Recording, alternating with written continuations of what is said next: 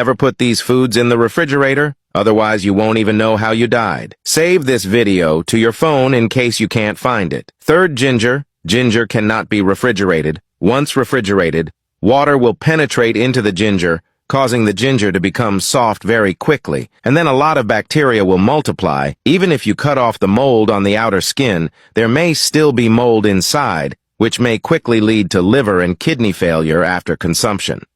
This is followed by onions, which become wet under refrigeration conditions, increasing the likelihood of bacterial and mold growth and increasing the risk of bacterial infection. When you eat onions, the pungent smell from onions in the refrigerator can spread to other foods, causing other foods to smell like onions, affecting the taste and quality of the food. Finally, garlic, cold and warm, will soften the inside of the garlic while slowing its natural chemical reactions, resulting in a loss of flavor.